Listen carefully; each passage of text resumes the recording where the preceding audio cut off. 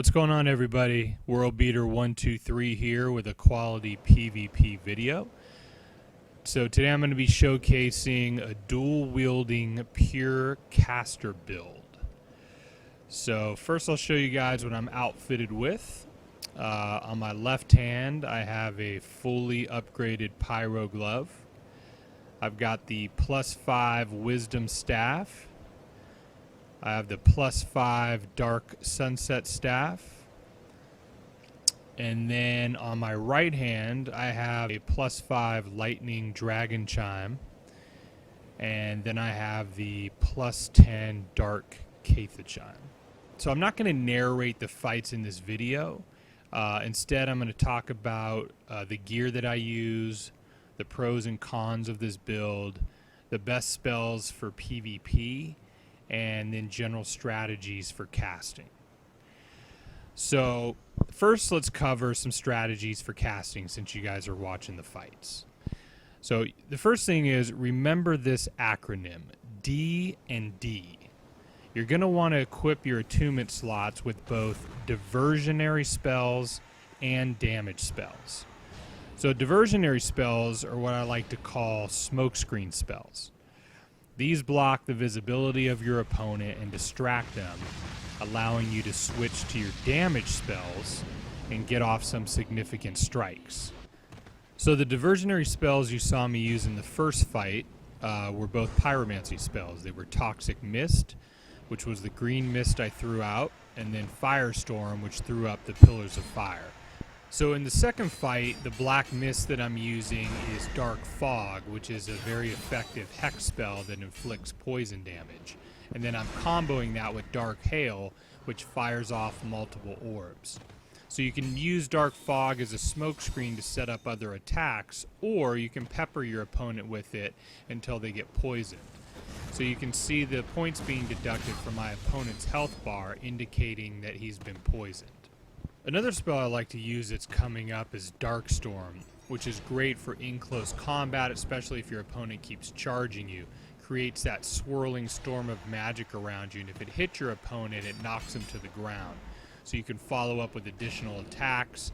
In this case, I followed up with Dark Fog, but you can easily follow up with more damage-related spells like Crystal Soul Spear or Dark Hail, which is what I eventually kill this opponent with.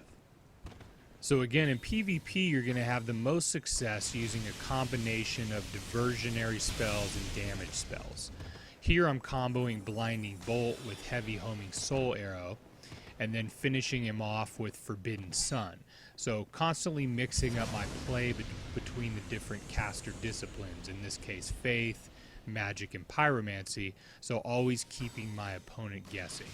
So the next tip I have for casters is be very strategic about how you order your spells. Here I go from Blinding Bolt to Heavy Homing Soul Arrow to Crystal Soul Spear in one seamless attack. So find what combinations work for you and then set your attunement slots accordingly.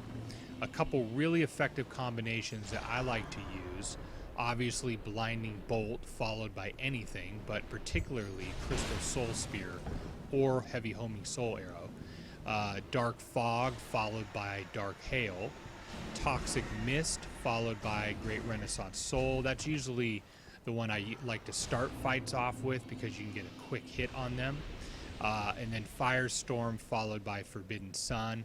So anyway, just play around, see what works best for you, but don't just put your attunement slots in order of discipline, meaning don't just put all the pyromancy spells together, all the faith spells together. You know, put different ones that work well and play well off each other. You'll be a lot more successful that way. All right, so let's talk a little bit about the gear that I use. So for clothing, I use the Lion Mage robe, the Lion Mage cuffs, and the Lion Mage skirt. And all of those boost casting speed. I also rock the Chaos Hood, which further boosts casting speed. So my total casting speed is 362, which is really, really fast. And obviously I don't need to explain the benefits of fast casting speed.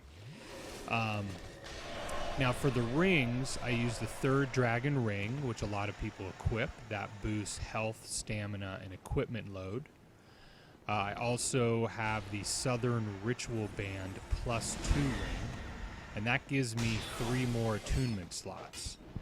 Now I also put 60 points into attunement, which gives me 9 attunement slots. And then this ring gives me 3 more. So I have 12 attunement slots, and that's why I'm able to use a lot of variety of spells. It also, the more attunement slots you have, the faster casting speed you have. The next ring I use is the Clear Bluestone Ring +2, and that boosts casting speed by 22%. And you get that from the Skeleton Lords in New Game Plus. And then the final ring I use is the Abyss Ring, and that boosts dark magic by 20%. And you can get this ring from joining the Pilgrims of the Dark Covenant. Alright, so let's talk a little bit about the pros and cons of this build. So the first pro is offensive variety. You can equip a lot of different spells depending on your style of play. You have pyromancy, you have magic, you have faith, you have hex spells, all at your disposal, so you can be really, really creative with how you kill people. Like my opponent just died of poison. And in the next fight, you're going to see me kill my opponent with Blinding Bolt.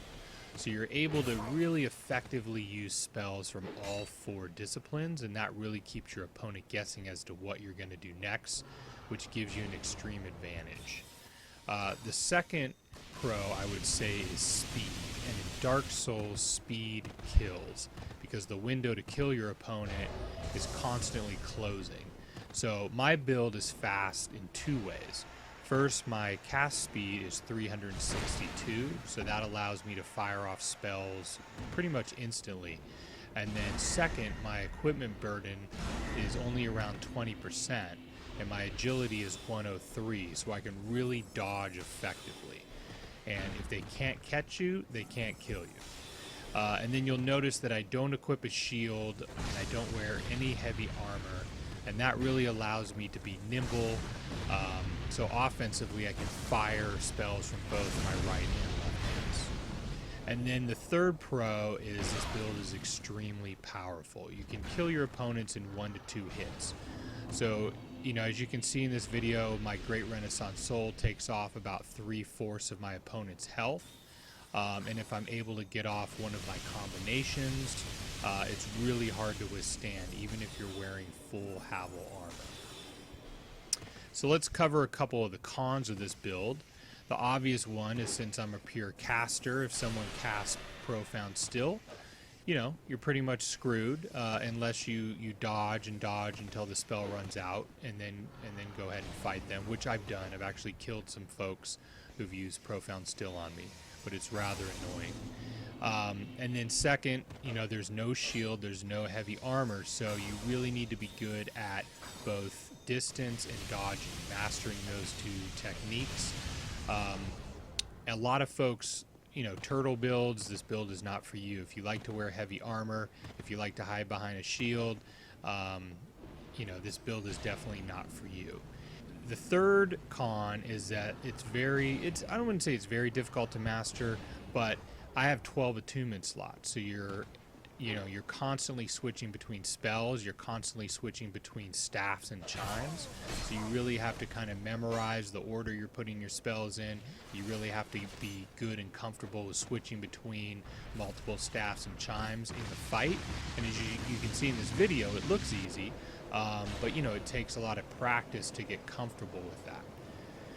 But I really enjoy this build for the challenge. You know, I don't like to wear heavy armor, I don't like a big shield.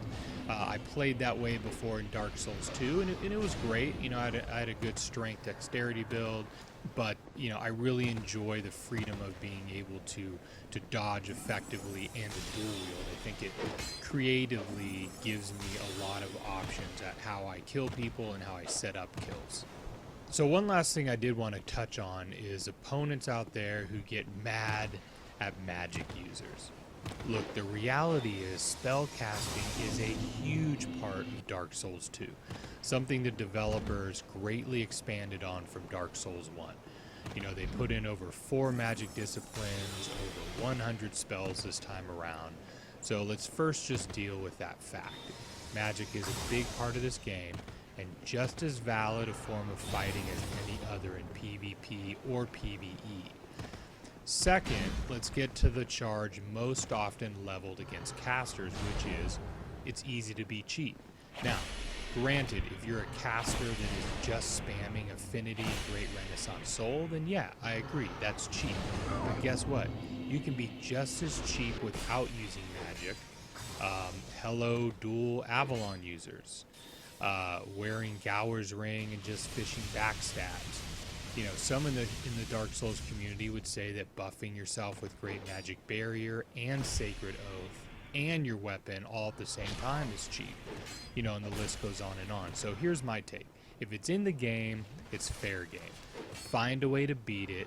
And if someone comes at you and one-shots you with dual Avalons or backstabs you or one-shot you with Affinity, you know, just roll your eyes and move on to the next fight. All right, you guys, so that's it. I hope you liked my video on showcasing my dual-wielding caster build. And remember a couple of the hints and strategies for casters in this video. Definitely use spells that are both diversionary and damage related. You're going to have the most success with that in combination.